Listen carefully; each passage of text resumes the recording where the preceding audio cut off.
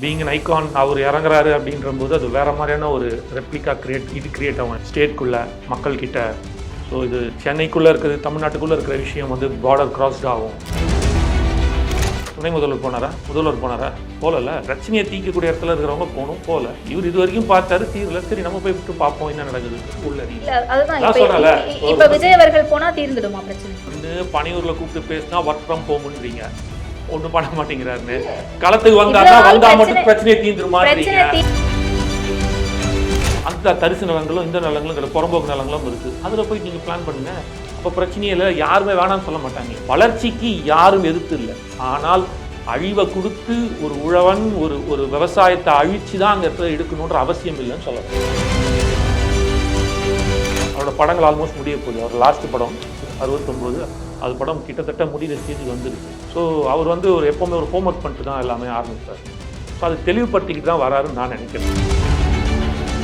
பொதுச் செயலாளர் பதவிக்கே பிரச்சனை அப்படின்னு ஆடியோலாம் லீக் ஆகுது. 1000 ஆடியோ வரும் மேடம், அந்த 1000 ஆடியோலாம் உண்மையாயிடுமா? A1 யாரு, இதெல்லாம் A2, இவங்க மேலேயும் தப்பு இருக்கு. அவன் போட்டான் அதனால நான் போட்டேன்னு சொல்ல முடியாது, புரியுதுங்களா? அந்த சேனலில் போட்டால் அதுக்கு போனா அவங்க தப்பு பண்ணால் அதை நான் தப்பு பண்ண முடியும். அவன் நோ என்ட்ரியில் போனாலும் நான் நோ என்ட்ரி போன சொல்ல முடியாது. அவன் கொலை பண்ண நானும் கொலை பண்ணு சொல்ல முடியாது. அந்த மாதிரி அவன் தப்பு பண்ணா இட்ஸ் இல்லீகல். கட்சி நிர்வாகி வெளியிடாம அந்த ஆடியோ எப்படி வெளியே வந்து? அது கட்சி நிர்வாகி யாரும் கட்சி நிர்வாகி கிடையாதா? கண்டிப்பா இருக்க வேற யாரு தெரியாது. நீங்க என்ன ப்ரூவ் எடுத்து வைக்க சொல்லுங்க. அதாவது இந்த மாதிரி பெரியார் அவர் சொன்னதெல்லாம் பெரியார் பேசியிருக்கான்னு ப்ரூவ் பண்ணி காட்ட சொல்லுங்க. குறைந்த விலை நிறைந்த தரம், தங்கள் தேவைகள் அனைத்தும் ஒரே இடத்தில். ஜெயச்சந்திரன். வணக்கம் சார். வணக்கம். தமிழக வெற்றி கழகத்தினுடைய தலைவர் விஜய் அவர்கள் வருகிற 19 இல்லாட்டி 20ஆம் தேதி பரந்தூர் விமான நிலையத்தை எதிர்த்து போராடக்கூடிய மக்களை போய் சந்திக்கிறதா இருக்காரு. எப்படி புரிஞ்சுக்கலாம் அதை? களத்தில் இறங்கிட்டாரு, சிங்கம் களம் இறங்கிடுச்சின்னு சொல்லலாம். பட் இன்னும் இது வரைக்கும் பர்மிஷன் கொடுக்கல. கொடுப்பாங்களான்னு தெரியல. கொடுத்தா நல்லாயிருக்கும், கொடுக்கலனாலும் ரொம்ப நல்லாயிருக்கும். பார்ப்போம் எப்படி பண்ணுறாங்க. கவர்மெண்ட்டுக்கு வந்து தே ஆர் அண்டர் ஒரு இந்த மாதிரியான இந்த சிச்சுவேஷனில் இருக்காங்க. ஓகே, எந்த மாதிரியான ஒரு சிச்சுவேஷன் என்ன சொல்லணும்னா ஒரு ரொம்ப டெலிகேட்டான சிச்சுவேஷனில் இருக்காங்க. கொடுத்தாலும் அவங்களுக்கு வந்து நிறையா இஷ்யூஸ் க்ரியேட் ஆகும், கொடுக்கலனாலும் அதோட ஜாஸ்தி க்ரியேட் ஆகும். ஸோ ஸ்டேல் மேட் சொல்லுவாங்கல்ல, government is under stalemate. ஏன்னா பீயிங் அன் ஐகான் அவர் இறங்குறாரு அப்படின்றபோது அது வேறு மாதிரியான ஒரு ரெப்ளிகா கிரியேட் ஆகும். இதில் ஸ்டேட்குள்ளே மக்கள்கிட்ட. ஸோ இது சென்னைக்குள்ளே இருக்குது, தமிழ்நாட்டுக்குள்ளே இருக்கிற விஷயம் வந்து பார்டர் கிராஸ்ட் ஆகும். யார் என்ன பரந்தூர் என்ன எதுன்னு இது எல்லாமே போகும்.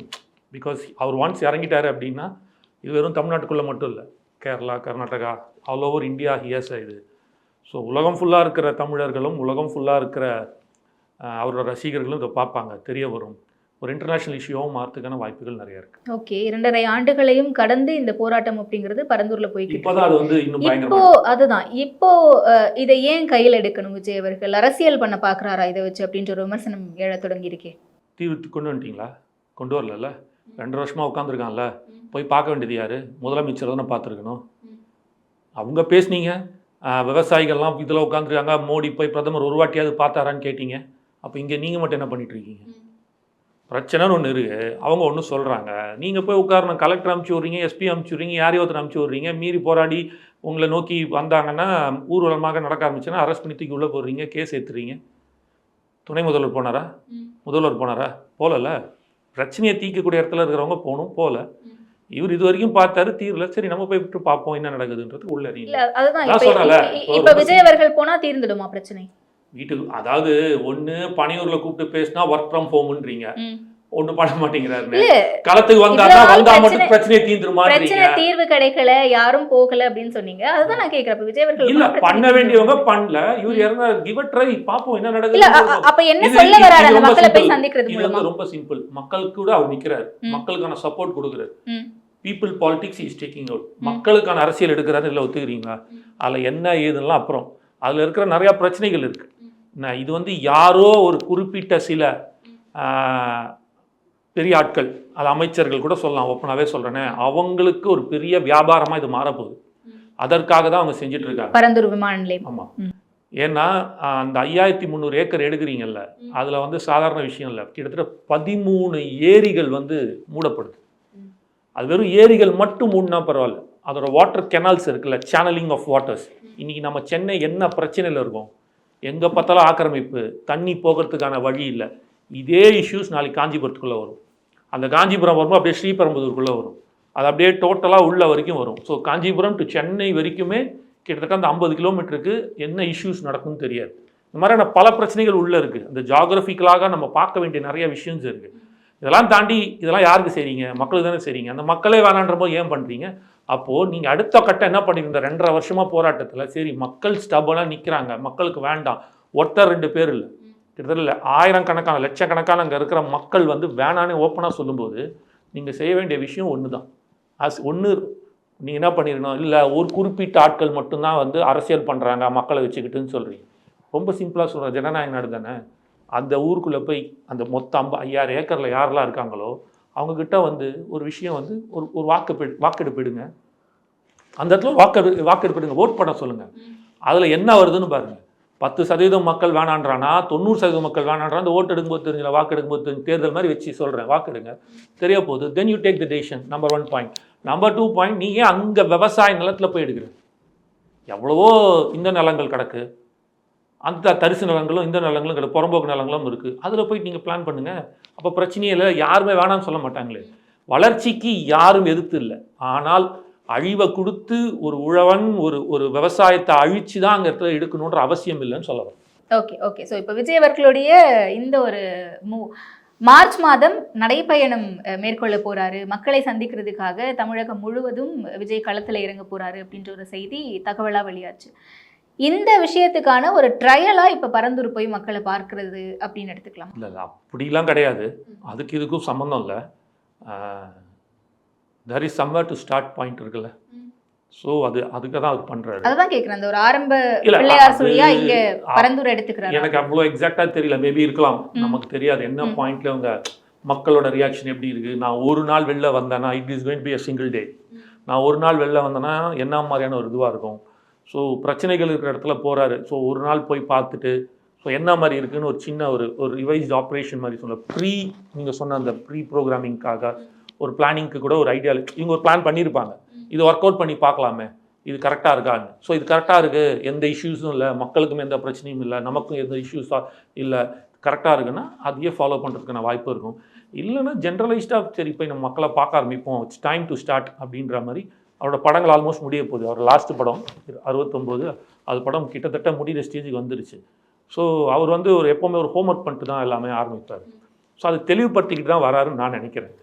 கட்சி பொறுப்பாளர்கள் களத்தில் இருக்காங்க, இன்ஃபர்மேஷன் கேதர் பண்ணிட்டு. அது அப்போ ஆல்மோஸ்ட் இந்த எனக்கு தெரிஞ்ச அந்த 1 இயர் அடுத்த மாதம் 2ஆம் தேதி இன்னொரு 15 நாள் தான் இருக்குது. 15 டேஸில் 1 இயர் முடிய போகுது. ஸோ அவங்க வந்து பொறுப்பாளர்கள் அறிவிச்சிருவாங்கன்னு நான் நினைக்கிறேன். அந்த 1ஆம் ஆண்டுக்கு அவங்க பொறுப்பாளர்கள் மொத்தத்தையும் அறிவிச்சிருவாங்க. ஸோ ஒரு ஆர்கனைஸ்டு செக்டராக இருக்கும்போது யார் இருக்கலாம் யார் இருக்கக்கூடாதுன்னு தெரியும். இன்றைக்கி யார் வேணாலும் உள்ளே வருவாங்க. பொதுமக்களாக இருக்கிறவங்க, பொதுமக்கள் வேறு.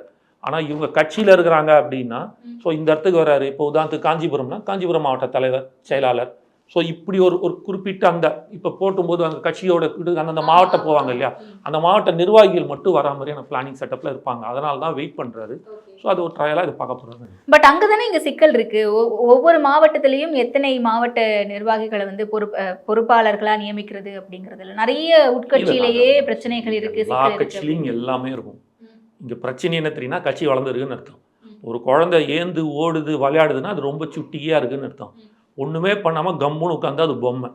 அந்த மாதிரி இங்கே வந்து போட்டி கட்சி ஆரம்பித்து ஒரு வருஷத்தில் வெட்டு குத்து நடக்குது, போட்டின்னு தான் அந்த கட்சி வந்து ரொம்ப நல்ல ஒரு ஸ்ட்ராங்கான வலுவோட பயங்கர இதுவாக இருக்குன்னு அர்த்தம். இல்லை அது கட்சி ஏதோ ஒரு வகையில் பின்னடைவை சந்திக்கிறதுக்கோ இல்லை பிரேக் ஆகுறதுக்கோ எந்த பின்னடைவும் சந்திக்காது. அதுக்கு தான் தலைவர்கள் இருக்காங்க, அதுதான் பொதுச் செயலாளர் இருக்காரு, அதுதான் தலைவர் இருக்கிறாரு, அதுக்கான பல பேர் இருப்பாங்க. மாநில அளவில் பொறுப்பில் இருக்கக்கூடிய பொதுச் செயலாளர் பதவிக்கே பிரச்சனை அப்படின்னு சொன்னாங்க. ஆடியோலாம் லீக் ஆகுது. 1000 ஆடியோ வரும் மேடம். அந்த 1000 ஆடியோலாம் உண்மையாயிடுமா? அந்த ஆடியோ ஃபர்ஸ்ட் நான் என்னோட முதல் கேள்வியே இதுதான், யார் ரைட்ஸ் கொடுத்தது மீடியாவுக்கு இதை போட சொல்லி? அக்கார்டிங் டு டெலிகிராஃப் ஆக்ட் 1885 இப்படி ஒரு இதை கொடுக்கவே கூடாது. அதே மாதிரி வந்து இன்ஃபர்மேஷன் ட்ராயோட ஆக்ட் இருக்கு இல்லையா, 2000 பிரகாரம் பர்சனலாக பேசுகிற 2 பேர் பேசுகிறத பப்ளிக்காக தேர்ட் பார்ட்டி போடுறதுக்கு ரைட்ஸே கிடையாது. எந்த மீடியாவுக்கு ரைட்ஸ் இருக்குது? நியாயமாக பார்த்தேன்னா அந்த இடத்துல நான் இருந்திருந்தேன்னா ஜான் ஆரோக்கியசாமியோ புசி ஆனந்தோ எந்தெந்த சேனல்லாம் போட்டுச்சோ அந்த சேனல் மேலே குறைஞ்சபட்சம் 5 கோடி ரூபா டிஃபமேஷன் கேஸ் போடணும். உங்களுக்கு ரைட்ஸே கிடையாது. ரைட்ஸே இல்லாமல் நீங்கள் எப்படி போடுறீங்க? கான்ஸ்டியூஷன் பிரகாரம் ஆக்ட் பிரகாரமும் உங்களுக்கு ரைட்ஸ் கிடையாது, எதுலையுமே கிடையாது. நீங்கள் பேசுகிறத நான் ரெக்கார்ட் பண்ணிக்கலாம், அதுக்கு எனக்கு ரைட்ஸ் இருக்குது. ஆனால் அதில் ஒரு பிரச்சனைன்னு வரும்போது மட்டும்தான் அதை நான் கொண்டு போயிட்டு சாட்சியாக வைக்கணும். அதுக்கு மட்டும்தானே தவிர இப்போ நம்ம 2 பேரும் பேசுனதை நானே போடுறதுக்கு ரைட்ஸ் கிடையாது வித்தவுட் யுவர் கன்சென்ட். புரியுதுங்களா? இப்படி ஒரு ரூல் இருக்குது. ஆனால் மீடியாக்களுக்கு என்னன்னா நம்மளை யாரும் எந்த கேள்வியும் கேட்க முடியாது. ஏன்னா மீடியான்னு எல்லாரும் பயப்படுவாங்க, நாளைக்கு இதனால பிரச்சனை வருமோன்ட்டுன்னு. யார் பூனைக்கு மணி கட்டுறது? கட்டிடுவோம் சீக்கிரம். அதான் நான் சொல்கிறேன், நான் இந்த சேனல் மூலமாகவே சொல்கிறேன். மேபி ஜான் சார் பார்த்தாரோ புசியான பார்த்தாரோ தயவுசெய்து ஒரு கேஸ் போடுங்க. வரும் காலங்களில் இது நடக்காமையாவது இருக்கட்டும். ஏன்னா மீடியா என்ன வேணாலும் யார் வேணாலும், நான் என்ன கேட்குறேன், சோஷியல் மீடியால ஓபன் ஆடியோவா இருக்கு அது எங்கேருந்து வந்துச்சு? யார் போட்டா? ஃபர்ஸ்ட் யார் போட்டா? அது யார் பப்ளிஷ் பண்றாங்களோ அவங்க தான் ஸ்டார்டிங். அந்த ஸ்டார்டிங் பாயிண்ட் இருக்குல்ல, அது சோஷியல் மீடியால எப்போ வந்துச்சு? மீடியால வந்ததுக்கு அப்புறம் தானே சோஷியல் மீடியால வந்துச்சு. பிரைம் சேனல் மீடியால வந்ததுக்கு அப்புறம் தான் சோஷியல் மீடியால வருது. அப்போ ஆப்வியஸ்லி எங்க A1 யாரு? இதெல்லாம் A2 இவங்க மேலேயும் தப்பு இருக்கு. அவன் போட்டான் அதனால நான் போட்டேன்னு சொல்ல முடியாது. புரியுதுங்களா? ஏங்க அந்த சேனலில் போட்டால் அது பண்ண, அவங்க தப்பு பண்ணால் அதை நான் தப்பு பண்ண முடியாது. அவன் நோ என்ட்ரியில் போனாலும் நான் நோ என்ட்ரி போன சொல்ல முடியாது. அவன் கொலை பண்ண நானும் கொலை பண்ண சொல்ல முடியாது. அந்த மாதிரி அவன் தப்பு பண்ணான், இட்ஸ் இல்லீகல். லீகல் ஆக்ஷன் அவன் மேலே எடுக்கலாம். அவன் பண்ணால் இந்த மாதிரி யாரெல்லாம் அத்தனை பேர் மேலே எடுக்கலாம். ரூல் இருக்குது. நான் இப்போ உங்களுக்கு ஆர்டிகல் நான் இதோட சொல்லிட்டேன், கிளாஸோட சொல்லிட்டேன், லா கிளாஸோட என்னன்றது. ஸோ அப்போ ஆப்வியஸ்லி இந்த தவறை இது இவங்களுக்கு மட்டும் இல்லை, எல்லாருக்குமே நடக்குது. யார் உங்களுக்கு ரைட்ஸ் கொடுக்குறாங்க போட சொல்லி? அதே மாதிரி ஒரு தனிப்பட்ட ஆள் ஒரு கட்சியோட உள்கட்சியோட தலைவரோட பேசினது எல்லாத்தையும் எடுத்து போட்டுட்டு இருக்காரு. அப்போ அவர் மேலே எதுவுமே நீங்கள் எடுக்கல ஆக்ஷன். அப்போ இது யார் வேணாலும் தனி மனித சுதந்திரம் எங்கே இருக்குது? ஜனநாயக நாடு தானே, எனக்கு நீங்கள் சுதந்திரம் இருக்குல்ல, உங்களுக்கு ஒரு சுதந்திரம் இருக்குல்ல. அது எப்படி ஒருத்தர் இப்போ ட்ரெஸ் பாசிங் ப்ராசிக்யூட்டட் சொல்கிறாங்களா இல்லையா? கிட்டத்தட்ட அது தானே. உங்கள் வீட்டுக்குள்ளே நான் வர முடியாதுல்ல உங்கள் பர்மிஷன் இல்லாமல். அப்போ என்னோட ஆடியோவை எடுத்து நீ எப்படி போடுவேன்? யார் உனக்கு அந்த ரைட்ஸ் கொடுத்தா? நீ எப்போ போடலாம் அப்படின்னா அதுல ஒரு பிரச்சனை அது எப்போ போடலாம் அப்படின்னா அது எஃப்ஐஆர் ஃபைல் ஆகி இதுல வந்து போலீஸ் ஸ்டேஷன்ல வந்து அது கரண்டா அது வந்து கேஸா ஃபைல் ஆகி எஃப்ஐஆர் ஃபைல் ஆகி அவங்க கொடுப்பாங்க தெரியுமா வெளியில, அப்போ போடலாம். இல்லை அப்படின்னா நீங்க இப்போ இருக்கீங்க, இப்போ நான் எடுத்து போடுறீங்க because I am accepting and talking to you. அதே மாதிரி நீங்க புசியானந்தன்கிட்டயோ இல்லாட்டி ஜான் சார்கிட்டயோ சார் இந்த மாதிரி நான் மீடியாலேருந்து பேசுறேன் அப்படின்ட்டு நீங்கள் அந்த ஆடியோ அவங்க கிட்ட பேசுகிற அந்த இன்டர்வியூஸ் எடுத்து போடலாம் வித் தர் கன்சர்ன். அப்படித்தான் பண்ண முடியுமே தவிர யாரோ 2 பேர் பேசினது எடுத்து போகிறேன். ஆனால் மீடியா நான் என்ன கேட்குறேன், ஒரு குறிப்பிட்ட சேனல்ஸ் நிறைய சேனல்ஸ் போட்டாங்க, அவங்க வீட்டில் அவங்களோட எம்டி வீட்டில் நான் அந்த மாதிரி எடுத்துட்டு அவங்க வீட்லேயும் பர்சனல் இஷ்யூஸ் இருக்கும்ல, அதை எடுத்து நான் போட்டு அவங்க ஒத்துப்பாங்களா? அப்போ உங்களுக்கு வந்தால் ரத்தம் அடுத்தவங்க தக்காளி சட்னியா? தப்பு தானே. That is a manners. அந்த மேனர்ஸ் எங்கே, ஹியூமன் மேனர்ஸ் எங்கே இருக்கு உங்ககிட்ட? எங்கே வச்சிருக்கீங்க இந்த மீடியாஸ்லாம்? ஏன் அப்படி பண்ணுறீங்க? யார் உங்களுக்கு ரைட்ஸ் கொடுத்தா? ஏன்னா உங்களுக்கு என்னன்னா எவனும் எந்த கேள்வியும் கேட்க மாட்டான் நம்மள.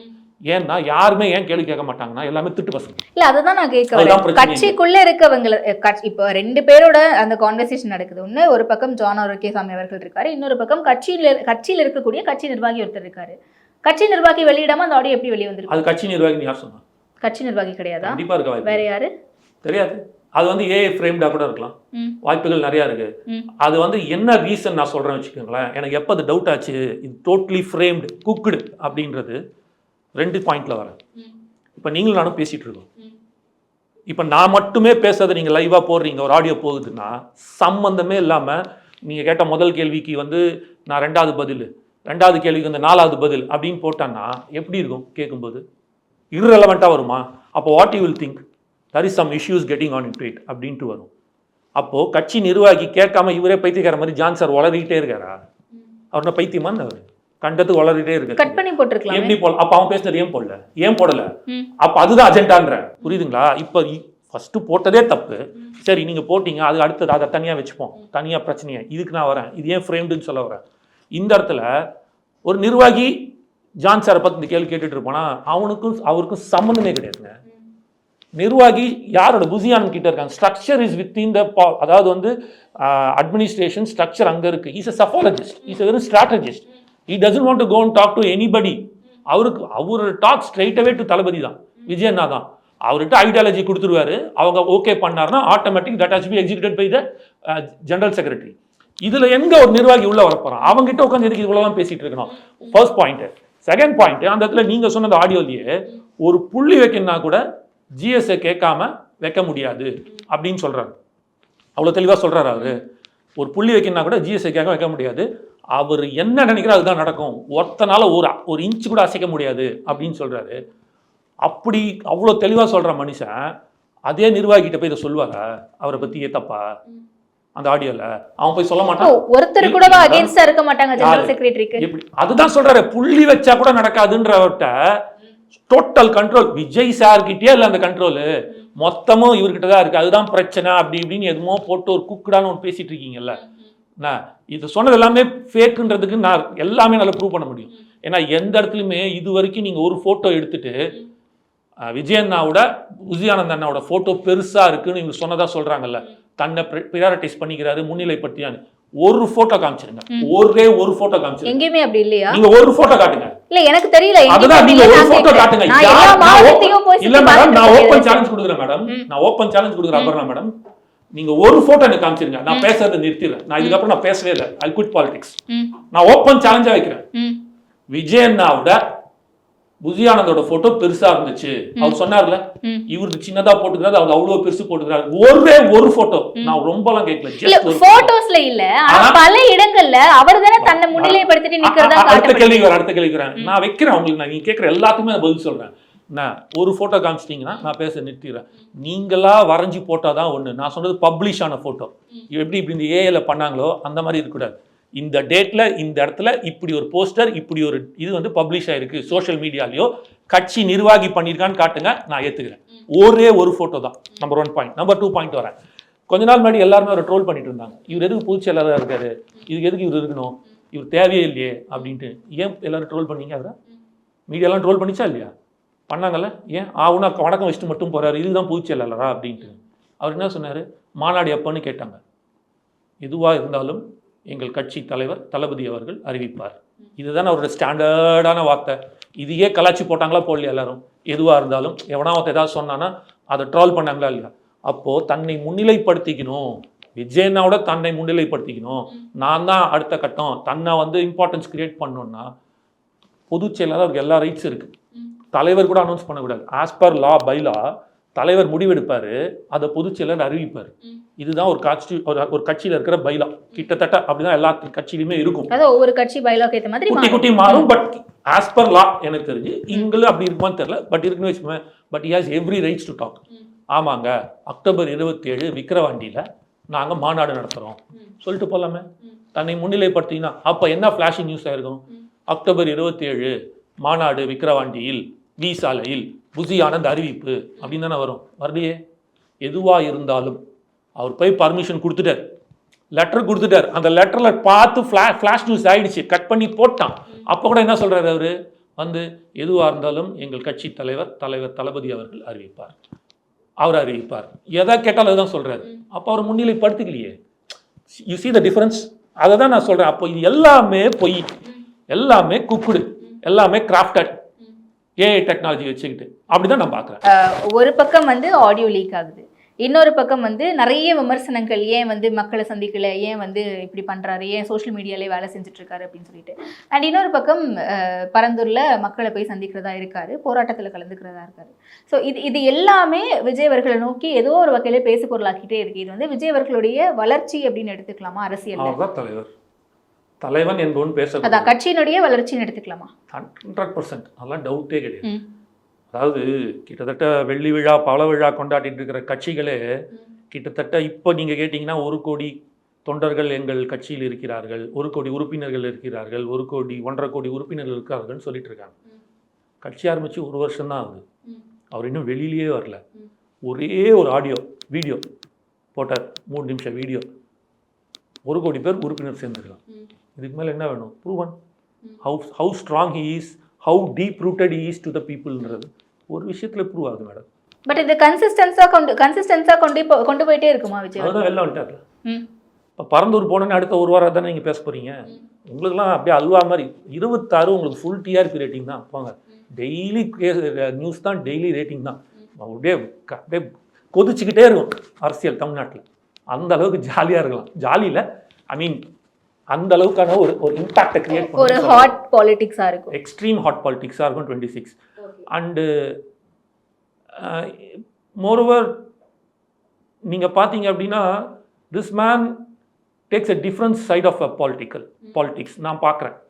ஒரு விஷயம் பார்த்தீங்கன்னா இதே விஜயண்ணா தான் வந்து நீட்டுக்கு வந்து ஆதரவு தெரிவிக்கும் போது, அதாவது வந்து சட்டசபையில் வந்து தீர்மானம் நிறைவேற்றும் போது ஆதரவு தெரிவித்து பேசுறாரு. இப்போ முடியாதுன்ற போது எதிர்த்து சொல்றாரு. அப்போது அவரோட மெச்சூர்ட் பாலிடிக்ஸ் நம்ம பார்க்கணும். இதுவே வேற ஒருத்தராக இருந்தானா வேற மாதிரி அரசியல் பண்ணிக்கிட்டே இருந்திருப்பாங்க. தனக்கு மைலேஜ் எடுத்து அவர் அப்படி பண்ணலை. உன்னால் எப்போ முடியலன்னு சொல்கிறியோ அன்றைக்கி தான் அந்த நீட்டை பற்றி பேசுகிறார். மக்களை ஏமாற்றி விட்டீர்கள், எத்தனை காலம் தான் ஏமாற்றுவாங்க நாட்டில் அந்த சொல்லி அதை வச்சு அவர் சொல்கிறார். அவர் நினச்சிருந்தாலும் முன்னாடி அப்படி இருந்துச்சு இப்படி இருந்துச்சு தான் சொல்லி அவர் இது பண்ணியிருக்கலாம். ஆனால் உண்மையிலே பார்த்தீங்கன்னா பயங்கரமான துரோகம் தான் திமுக இன்னொரு விமர்சனமும் வைக்கப்பட்டுச்சுல. சட்டசபையில இன்னைக்கு நீட் குறித்து முதலமைச்சர் பேசுறாரு, அதை எதிர்த்து விஜய் அவர்கள் அறிக்கை விட்டுறாரு. அதே சமயம் சீமான் அவர்களும் தன்னுடைய கொள்கை தலைவராக இருக்கக்கூடிய பெரியார் அவர்களை பத்தி பேசுறாரு, சர்ச்சையாகுது. ஆனா அதற்கு விஜய் அவர்கள் இன்னும் எதுவும் பேசவே இல்லை, ஒரு அறிக்கை கூட விடலை அப்படின்ற ஒரு விமர்சனம் இருக்கு. மேடம், இப்போ நீங்க ஒரு கேள்வி கேட்டீங்க, யாரா பண்ணியிருப்பீங்க அப்படின்ட்டுன்னு. என்கிட்ட வந்து இது இல்லாமல் நான் பேச மாட்டேன், டேட்டா இல்லாமல் இல்லை உண்மைத்தன்மை தெரியாமல் நான் பேச மாட்டேன்னு. All the same he is also doing it. ஏன்னா அதில் உண்மைத்தன்மை இல்லை. உண்மைத்தன்மை இல்லாத விஷயத்தில் எடுத்து பேசணுன்ற அவசியம் இல்லை. Let Seeman prove it. எடுத்து வைக்க சொல்லுங்கள். அதாவது இந்த மாதிரி பெரியார் அவர் சொன்னதெல்லாம் பெரியார் பேசியிருக்கான்னு ப்ரூவ் பண்ணி காட்ட சொல்லுங்கள். நான் சொல்கிறேன், நீங்கள் சொல்லக்கூடாது. 1000 பேர் 1000 சொல்லுவோம், அதெல்லாம் கணக்கில் எடுக்க முடியாது. You have to prove. இல்லை, அதுதான் கேட்குறேன். ப்ரூவ் பண்ணாத ஒரு விஷயத்த பொதுவெளியிலே அவர் வைக்கிறாரு, சர்ச்சையாகுது, அது தவறான ஒரு கருத்துன்னு சொல்றாங்க எல்லாரும். இப்போ விஜய் அவர்களும் அதை எதிர்த்து பேசியிருக்கணும்ல, தவறான ஒரு கருத்தை மக்கள் மத்தியில பரப்பாதீங்க அப்படின்னு. That is the difference. Try to understand the politics, matured politics. That is the difference. நீ எதுக்கு குரல் கொடுக்கணும்? நல்ல விஷயத்துக்கு குரல் கொடுப்பீங்க, தப்பான விஷயத்துக்கு குரல் கொடுப்பீங்க. சொல்லுங்க, நீங்க சொல்லுங்க. அது தவறான குரல் கொடுக்க, தப்பான விஷயத்துக்கு குரல் கொடுப்பீங்க, நல்ல விஷயத்துக்கு இல்ல. அதுதான் மக்களுக்கு எதிராக நீட் வந்து கொண்டு வரணும் அப்படின்னு சட்டசபையில நீட்டை எதிர்த்து மக்களுக்காக பேசி ஏமாத்து வேலை மேடம். வித்தியாசம் இருக்கு. இது பப்ளிசிட்டிக்காக பேசுறது, பெரியாரை பத்தி பேசுறது அவரோட சொந்த கருத்து, பப்ளிசிட்டி. ஓகேவா? அவருக்கு வேற மாதிரி ஒரு இதுல ஒரு தலைவர், கட்சி தலைவர் சொல்றாரு, everybody has their own point. நம்ம இவரு சூப்பர், அவருக்கு காந்தியை பிடிக்கும், ஒருத்தர் கோட்சே பிடிக்கும். அதுக்காக காந்தியை தான் கரெக்ட், கோட்சே பிடிக்கணும் தப்புன்னு நம்ம சொல்ல முடியாது. அவன் பாயிண்ட் ஆஃப் வியூ அவனுக்கு. கடவுள் மேல ஒருத்தர் நம்பிக்கிறோம், கடவுள் மேல நம்பிக்கை இல்லாதவன், அப்போ வந்து கடவுள் மேல நம்பிக்கை இல்லாதவன் முட்டா பையன், அறிவு இல்லாதவன், கெட்ட பையன் சொல்ல முடியாது. அவனுக்கு ஒரு அந்த மாதிரி அவரை பொறுத்தவரைக்கும் பெரியார் அப்படி பார்க்குறாரு, எங்களை பொறுத்தவரைக்கும் பெரியார் எப்படி அப்படின்னு அவர் மைண்ட் செட்டில் பண்ணிக்கிறார். ஆனால் இது அப்படி கிடையாது. இது மக்களுக்கு ஒரு ப்ராமிஸ் பண்ணி உறுதி கொடுத்து அதை வந்து இதில் எடுத்து தேர்தல் வாக்குறுதியாகவும் வச்சு பண்ணதை ஏமாத்து வேலைன்னு தான் அர்த்தம். 48 பேர் உயிர் இருந்திருக்கானே, இப்போ தான் தெரியுது அவங்களுக்கு. 75 வருஷம் பவள விழா கொண்டாடுறீங்க, அத்தனை சட்ட மேதைகள் கையில் வச்சிருக்கிறீங்க, இப்படி ஒரு விஷயத்த பண்ண முடியாது உங்களுக்கு தெரியாதா? எப்படி கொடுத்தீங்க? நீட்டை ஒழிக்கும், நீட்டை ரத்து செய்யும் ஒழிக்கும் சட்டம் வந்து ரகசியம் எங்களுக்கு தெரியும் எப்படி நீங்கள் சொன்னீங்க? அப்போ மக்களை ஏமாத்தது தானே? அப்போ தப்பான வாக்குறுதி தானே? ஸோ இந்த மாதிரியான விஷயத்துக்குலாம் என்ன பண்ண போகுது எலெக்ஷன் கமிஷன்? இந்த மாதிரி விஷயத்துக்கு எந்த மக்கள் சும்மா இருக்காங்க? பரந்தூர் பற்றி கேட்கணும்னு நினைக்கிறேன். விஜய் அவர்கள் தரப்பிலிருந்து மனு கொடுக்கப்பட்டிருக்கு எஸ்பி ஆஃபீஸில். ஆனால் இன்னைக்கு வரைக்கும் அந்த மனு மீதான எந்த ஒரு நடவடிக்கையும் எடுத்த மாதிரி தெரியல, அனுமதியும் கொடுத்த மாதிரி தெரியல. அனுமதியும் கொடுக்கல, மறுப்பும் தெரிவிக்கல, அப்படியே கிடப்பில் இருக்கு. அனுமதி கொடுப்பாங்களா? Fingers crossed. அதுதான் சொல்லணும். கஷ்டம்தான், கொடுக்க மாட்டாங்க. ஏன்னா இது கோழத்தனமான அரசியலுங்க இவங்க பண்றது. எடப்பாடியே கொஞ்சம் தைரியமா, என்ன சிக்கல் இருக்கு அது அவங்கள தான் கேட்கணும். அவங்களுக்கு வந்து அப்படியே you didn't get the point. The first point என்னன்னா, திராவிட மாடல் ஸ்டாலின் அரசு வந்து தமிழக இந்தியாவிலே சிறந்த அரசு அப்படின்லாம் சொல்லிட்டு இருக்காங்கல்ல, இதெல்லாம் ஒரு கொஸ்டின் மார்க்காக அமையும். நீ என்ன வேணாலும் ஏமாத்திக்கோ, பூனை கண்ணு மூடிச்சுன்னா உலகம் இருண்டுன்ற அர்த்தம் கிடையாது. அந்த மாதிரி நீங்கள் வேணால் சொல்லிட்டு பில்டப் கொடுக்கலாம் மீடியா உங்கள் கைக்குள்ளே வச்சுக்கிட்டு. பட் உண்மை அது இல்லைன்னு ரிசல்ட் காட்டும், 26 ரிசல்ட். ஏன்னா இவங்க தான் வந்து ஆட்சிக்கு வந்ததுக்கப்புறம் கொரோனா டைமில் அந்த செவிலியர்கள், நர்சஸ்லாம் எல்லாத்தையும் எடுக்கும்போது அந்த டைம் நிறையா பேர் தேவைப்பட்டுச்சு கவர்மெண்ட்டுக்கு. உங்களை எல்லாத்தையும் பர்மனெண்ட் ஆக்குவேன்னாங்க. இது வரைக்கும் ஆக்கலை. பழைய ஓய்வு திட்டம் வந்து நாங்கள் கொடுப்போம்னு சொன்னாங்க, கொடுக்கல. இடைநிலை ஆசிரியர்கள் எல்லாத்தையும் பர்மனெண்ட் பண்ணுவேன்னு சொன்னாங்க, பண்ணலை.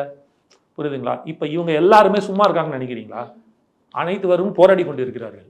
ஆனால் இபி 64,000 பேர் இன்னும் இபியில் வந்து போஸ்டிங் போடாமல் உட்காந்து வச்சுருக்காங்க. அவனை பர்மனெண்ட் பண்ணல, ஜாப் கொடுக்கணும், கொடுக்கல, அவனும் போராடிட்டு இருக்கான். இந்த மாதிரி எடுத்துக்கிட்டே இருக்கலாம். அந்த பக்கம் நெசவாளர்கள், இந்த பக்கம் வந்து இண்டஸ்ட்ரீஸில் கரண்ட் ஏற்றுனதுக்கு. ஆனால் யாருமே போராட்டம் போது சென்னைக்கு வருவாங்க, இங்கே தான் அசோசியேஷன் இருக்கும், அவங்கெல்லாம் கிளம்பி வருவாங்க. ஊர்லேருந்து கிளம்பும்போது தான் நீங்கள் ஊர்லேயே பிடிச்சி தூக்கிட்டு போயிடுவீங்க. அப்புறம் இங்கே எப்படி போராடுறது? மாற்றுத்திறனாளிகள் போராடிட்டு இருக்காங்க, பார்த்துருப்பீங்க நீங்கள். அவங்கள கூட அரெஸ்ட் பண்ணி தூக்கிட்டு போயிட்டாங்க, ஊர்லேருந்து கிளம்பி வரவனை. மாற்றுத்திறனாளிகள் கூட இந்த நிலைமை. அப்போ போராட்டமே இல்லை, மிக அமைதியாக சுமூகமாக சந்தோஷமாக அப்படி இருக்கு தமிழ்நாடுன்ற நீங்க காமிச்சிட்டு இருக்கீங்க. ஆனா அது இல்லை அப்படின்றது 26ல மக்கள் உங்களுக்கு ப்ரூவ் பண்ணுவாங்க. இல்ல அப்படி இல்ல அப்படிங்கறத காட்டுறதுக்காக தான் விஜய் அவர்கள் பரந்தூர் போறாரு அப்படிங்கறத நீங்க சொல்றதை வச்சு நான் புரிஞ்சுக்கிறேன். அப்படி கிடையாது. அவர் வந்து இஷ்யூஸ்க்கெல்லாம் இனிமேல் போக ஆரம்பிப்பார். மாவட்டமாக போக போறாருன்னு சொன்னோம்ல, எல்லா மாவட்டத்தில் இருக்கிற பிரச்சனையும் எடுத்து வைப்பார். டெல்டா மாவட்டத்தில் என்ன பிரச்சனை, கொங்கு மாவட்டத்தில் என்ன பிரச்சனை, மதுரை மாவட்டத்தில் என்ன பிரச்சனை, அதுதான் கேட்கிறேன். அப்படி போறதுக்கு அனுமதி கொடுக்கப்படுமா? கொடுத்துதான் ஆகணும், இல்லை கோர்ட்டில் போட்டு எடுப்பாங்க. நான் போய் மக்களை பார்க்கறது யாருங்க தடுக்கிறது? ஒரு அரசியல் கட்சி தலைவர் எப்படி நீ பார்க்கக்கூடாதுன்னு சொல்லுவேன்? உனக்கு எந்த ரைட்ஸ் இல்லை, பந்தோபஸ்து கொடுக்குறது தான் அவங்க வேலை. லா அண்ட் ஆர்டர் இஷ்யூ வராது. அது எப்படி வரும்? ஏன் வருது? அவர் ஒன்றும் நீங்க தானே சொல்றீங்க, மாநாட்டுக்கே அவ்வளவு கூட்டம் வந்துச்சு, கட்டுப்படுத்த முடியல, காவலர்களை விட நிர்வாகிகள் அவ்வளவு. அது வந்து கவர்மெண்ட் தலைவலி, பார்த்துக்குங்க, செஞ்சுக்குங்க. உங்க தலைவலி போலீஸ்காரனா இருக்கட்டும், எஸ்பியா இருக்கட்டும். அந்த இப்போ மாவட்டம் உதாரணத்துக்கு மதுரை போறாரு வச்சுப்போமே, மதுரையில் வந்து மதுரை எஸ்பி கலெக்டரு சோன்சோ யாரெல்லாம் இருக்காங்களோ அந்த மதுரை மாவட்டத்தை சேர்ந்தவர்களோட தலைவலி. இது வந்து எங்கள் தலைவலி கிடையாது. நாங்கள் போய் மக்களை பார்க்கணும், மக்களை போய் சேர்க்கணும், அரசியல் கட்சி கொண்டு வரணும். அது எங்களோட வேலையை நாங்கள் செய்வார். அண்ணன் அவர் மாட்டு போவார், அவர் மாட்டு செய்வார். நீங்கள் தடுக்கணுமா, பாதுகாப்பு கொடுக்கணுமா, என்ன பண்ணுறோம் நீங்கள் பாருங்கள். எங்களை பொறுத்த மட்டும் நாங்கள் கரெக்டாக இருக்கோம், எங்களால் எந்த பிரச்சனையும் கிடையாது. உங்களுக்கு சேஃப் கார்டு பண்ணுறதுக்கு நீங்கள் என்ன பண்ணுமோ அதை பண்ணுங்க, அதுதான் பண்ணுவாங்க. நிச்சயமா. அப்ப நம்ம பரந்தூர் போறாரா அப்படிங்கறத பொறுத்திருந்து அதுதான் ஃபிங்கர்ஸ் கிராஸ்ட்னு சொல்லி அனுமதி கொடுக்கப்படுதா அப்படிங்கறத பொறுத்திருந்து பார்த்து. இல்ல கொடுத்தா ஒரு இஷ்யூ, கொடுக்கல அப்படின்னா வேற ஒரு இஷ்யூ.